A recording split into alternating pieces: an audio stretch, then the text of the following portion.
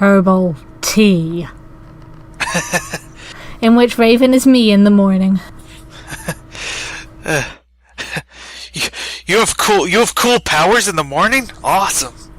If you piss me off enough by trying to talk to me, yes. I really enjoy this streak of heavily character-focused episodes. I think it does a much better job of setting things up and actually producing good episodes. Yeah, it definitely does. So this episode is called Nevermore because they couldn't call it obvious reference. Because they had to make this episode the most goth thing that has ever happened outside of a Addams Family episode.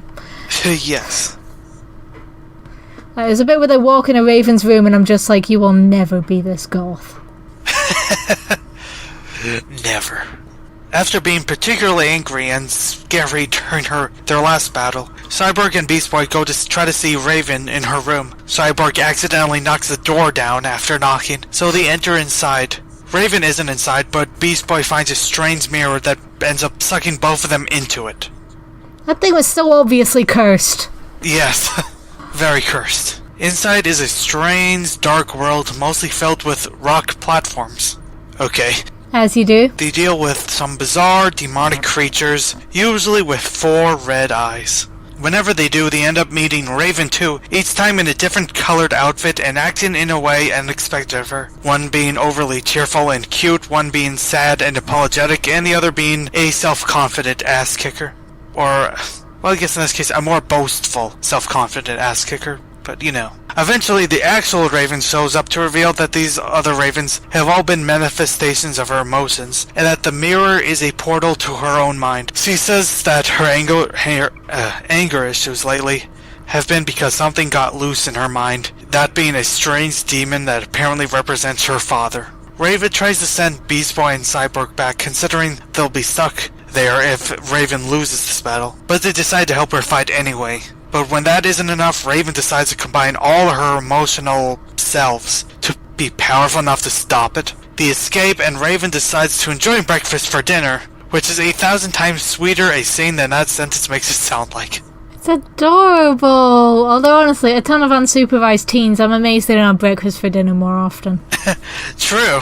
Well, to be fair, in that case, it's more dinner for breakfast. Yeah. Yeah. This was a very good episode. This was really good. It had good dynamics in the team members. The focus on Raven really worked for explaining who she was and what she's about. Yeah.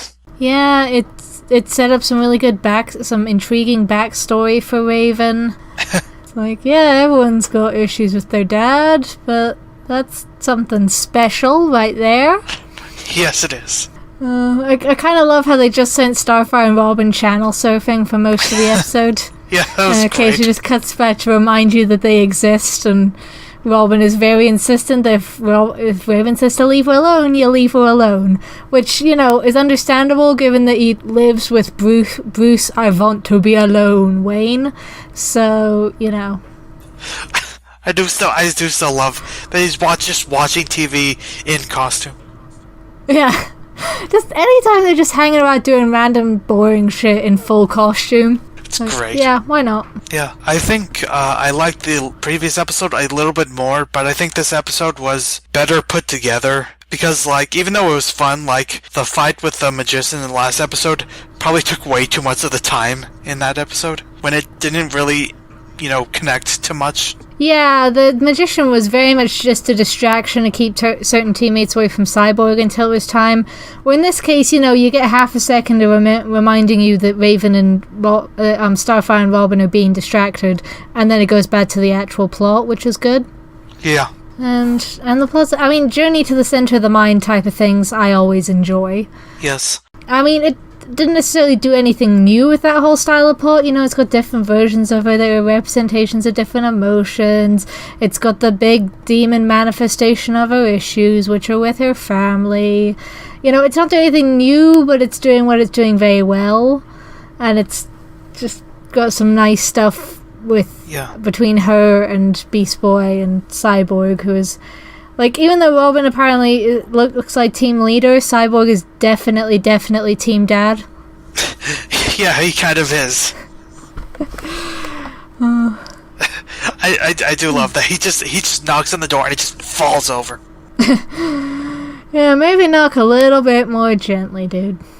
Yeah. Actually, I have quite a bit to say about this episode. So, Dr. Light at the beginning. I'm glad he announced his name, because the only other thing I've ever seen Dr. Light in is CW's The Flash, and there Dr. Light is the doppelganger of Linda Park, so kinda looks different. Yes. I found out that he's the voice of Squidward, which is great. Okay. She nearly devoured Squidward into the darkness. Okay. It's better considering SpongeBob was in the last episode. That's true. They're just punching their way through the whole cast of that show. Yes. When do they fight Patrick? Yes. They need to fight some sort of southern girl next then. Punch a squirrel. Just do Punch it. a squirrel. Oh god, they'll have to deal with Squirrel Girl. You're not even supposed to be in this franchise. She's stolen Deadpool's franchise hopping powers. I just liked how Dr. Light just, like, Raven put her under her, like, cloak, and then afterward he just scarred for life. Oh, it's just watching the beginning of the battle, you're just like, you guys are fighting like the enemies in a bad video game or something. You're just running at him one after another rather than attacking as a team. I spent so many episodes yelling at them for not fighting as a team, but whatever. Yeah, and then there's a bit where Raven has to take the time to dramatically announce herself before she attacks. And you're just like, oh, Raven, why? Yeah. I was wondering if, like, Light was extra effective against Raven, because her powers are definitely pretty, darkness-based. Apparently it was the opposite. It just brought out Cthulhu, apparently. Yes. God, that was genuinely quite creepy. Yes, it was. She gets super tall, and the tentacles, and the glowy red eyes. Again, it's not original, but it's very effective. It was genuinely creepy. So did you notice that the opening was in Japanese? I did not. I have to admit, I'm not paying that close attention to the title, so I tuned it out for a couple minutes, I guess. Well, yeah, sometimes they use the Japanese opening instead of the English one, because they can. Do they just figure that, like me, nobody's gonna notice? It's weird they did for this one, but there's a reason they do it in later episodes. And we'll get to that when we get to those. Okay then. No, I didn't notice that. It then goes to the cute-ass breakfast scene where Beast Boy's making everyone vegan breakfast and Starfire thinks someone's getting married because it's a nice breakfast. Which reminds me of being a kid and repeatedly getting play married to a friend of mine so his mom would make us cookies. That's awesome. You got to have cookies at a wedding. This is something we were determined about, and it's something I am still determined about. If I ever get married, there will be cookies. That's amazing. I think it's even worse because you think it would be cake, but no, cookies. Well, no, there'll be cake too. I don't have to pick and choose between cake and cookies on my wedding day. Put cookies on the cake.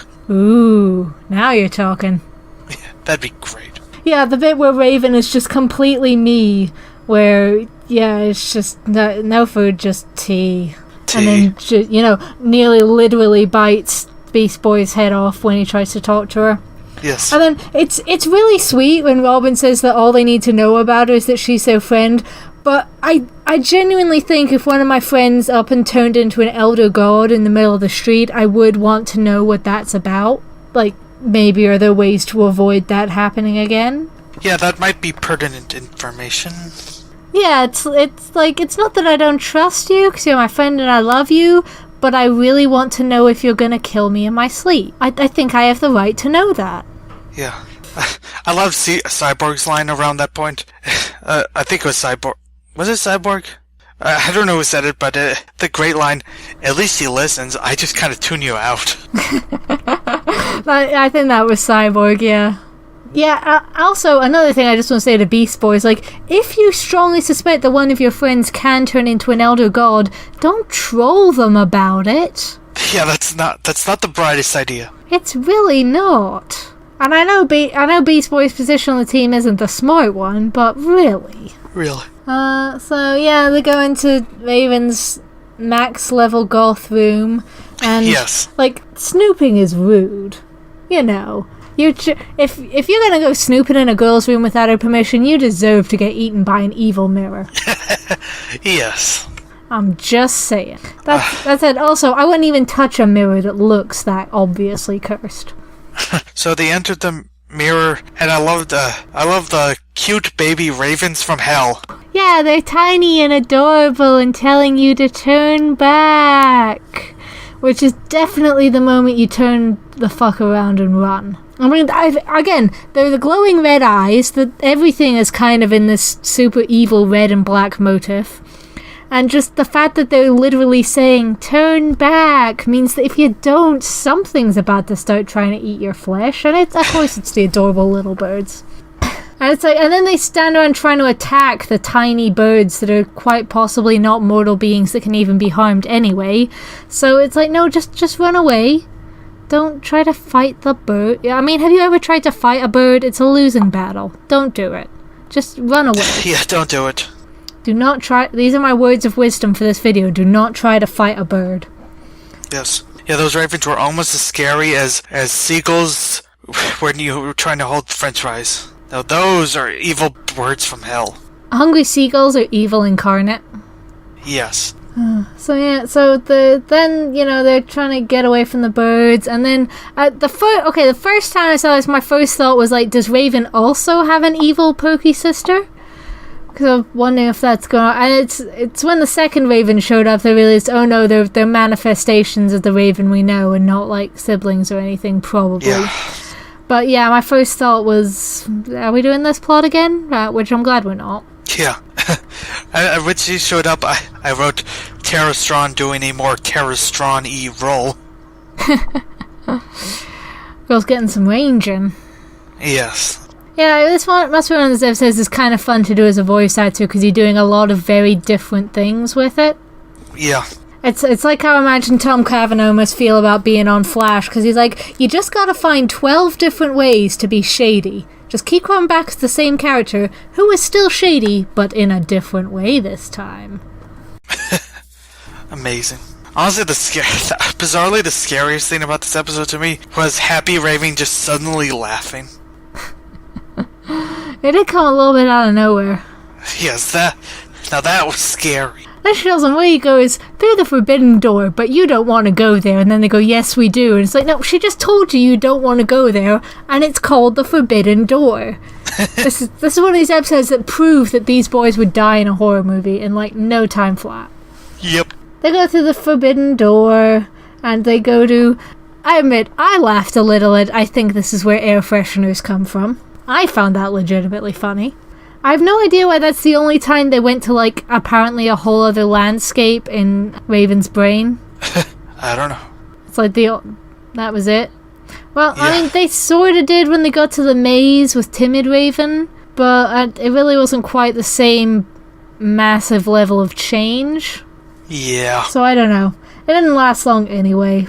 Then they go from Happy Raven to Timid, Crying Raven, and get lost in a maze. It's probably a metaphor for something. I love what Tim and Raven, like, it just knows they're just apologizing for every tiny thing. I also want to know at this point, there's a bit where Beast Boy as a bird is trying to fly out the maze and he crashes, and the noise is like a car crash. that struck me as very funny. Sound effects!